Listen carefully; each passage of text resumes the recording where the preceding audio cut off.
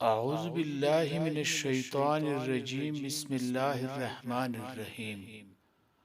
رسول اللہ صلی اللہ علیہ وآلہ وسلم ایک دن لوگوں کے ساتھ تشریف رکھے تھے کہ ایک نیا آدمی خدمت میں حاضر ہوا اور پوچھا، یا رسول اللہ صلی اللہ علیہ وآلہ وسلم، ایمان کیا ہے؟ نبی کریم صلی اللہ علیہ وآلہ وسلم نے فرمایا کہ ایمان یہ ہے کہ تم اللہ اور اس کے فرشتوں، رسولوں اور اس کی ملاقات پر ایمان لاؤ اور قیامت کے دن پر ایمان لاؤ۔ انہوں نے پوچھا، یا رسول اللہ، اسلام کیا ہے؟ نبی کریم صلی اللہ علیہ وآلہ وسلم نے فرمایا کہ اسلام یہ ہے کہ تنہا اللہ کی عبادت کرو اور کسی کو اس کا شریک نہ ٹھہراؤ، نماز قائم کرو اور فرض زکوٰۃ ادا کرو اور رمضان کے روزے رکھو۔ انہوں نے پوچھا، یا رسول اللہ صلی اللہ علیہ وآلہ وسلم، احسان کیا ہے؟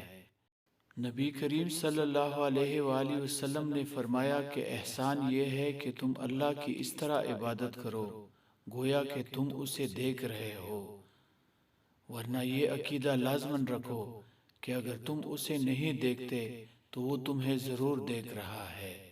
انہوں نے پوچھا، یا رسول اللہ صلی اللہ علیہ وآلہ وسلم، قیامت کب قائم ہوگی؟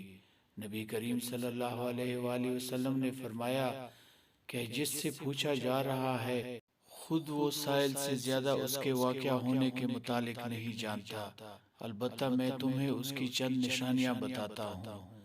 جب عورت ایسی اولاد جنے جو اس کے آقا بن جائیں تو یہ قیامت کی نشانی ہے۔ جب ننگے پاؤں ننگے جسم والے لوگ لوگوں پر حاکم ہو جائیں تو یہ قیامت کی نشانی ہے۔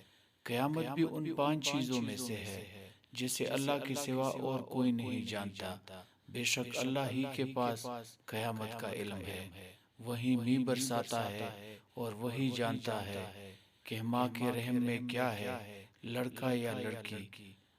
پھر وہ صاحب اٹھ کر چلے گئے تو نبی کریم صلی اللہ علیہ وآلہ وسلم نے فرمایا کہ انہیں میرے پاس واپس بلا لاؤ۔ لوگوں نے انہیں تلاش کیا تاکہ نبی کریم صلی اللہ علیہ وآلہ وسلم کی خدمت میں دوبارہ لائیں، لیکن ان کا کہیں پتہ نہیں تھا۔ پھر آپ صلی اللہ علیہ وآلہ وسلم نے فرمایا کہ یہ صاحب جبرائیل علیہ السلام تھے، انسانی صورت میں لوگوں کو دین کی باتیں سکھانے